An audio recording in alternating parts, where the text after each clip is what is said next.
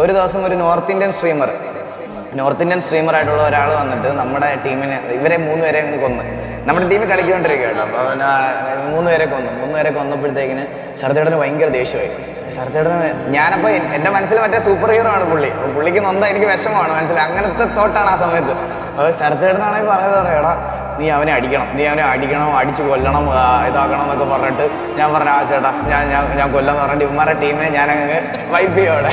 അപ്പോൾ ടീമിനെ വൈപ്പ് ചെയ്യുമ്പോൾ പുള്ളി എന്നിട്ട് ആ സമയത്ത് അത് വലിയ സ്ട്രീമറാണ് കേട്ടോ. ആള് ബോബ് ഡോപ്പ് എന്നാണ് പേര്. വലിയ സ്ട്രീമറാണ്, നോർത്ത് ഇന്ത്യൻ സ്ട്രീമറാണ്. അപ്പോൾ പുള്ളിയുടെ സ്ട്രീമിനകത്ത് പുള്ളിയുടെ മറ്റേ എക്സ്പ്രഷൻ എന്താണ് അല്ലെങ്കിൽ പുള്ളിയുടെ റിയാക്ഷൻ എന്താണെന്ന് അറിയാൻ വേണ്ടി ശരത്തേട്ടൻ ആ POV പോയി കാണും.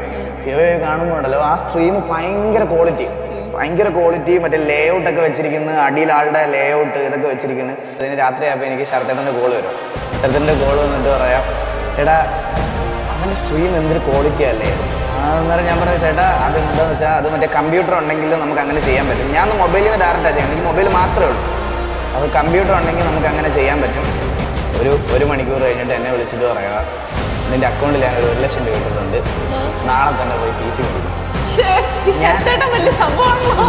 ഞാൻ നേരിട്ട് പോലും കണ്ടിട്ടില്ല മനുഷ്യനെ, എന്നെ ഒരു വീഡിയോ കോൾ ചെയ്തിട്ടില്ല, ഞാൻ പുള്ളിയുടെ മുഖം കണ്ടിട്ടില്ല, ഞാൻ പുള്ളിയുടെ ഒരു ഫോട്ടോ പോലും ഞാൻ കണ്ടിട്ടില്ല, ഈ ഒരു ഗെയിമിൽ ഞങ്ങൾ എല്ലാ ദിവസവും ഒരു 2-3 മണിക്കൂർ സംസാരിക്കും. പുള്ളി എനിക്ക് ഒരു അക്കൗണ്ടിൽ 1 ലക്ഷം രൂപ ഇട്ട് തന്നിട്ട് ഞാൻ ഇതുപോലെ പറഞ്ഞ് നാളെ തന്നെ പോയി PC മേടിക്കണമെന്ന്.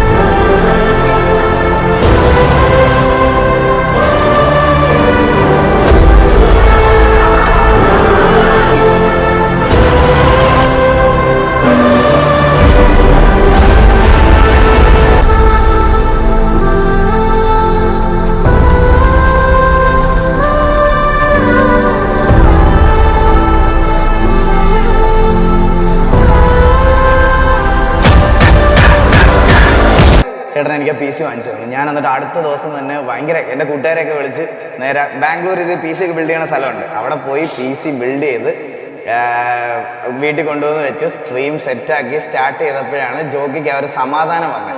മറ്റവനെ കുഴിച്ചിട്ട സന്തോഷമായിരുന്നു ശരത്തേട്ടൻ കേട്ടോ.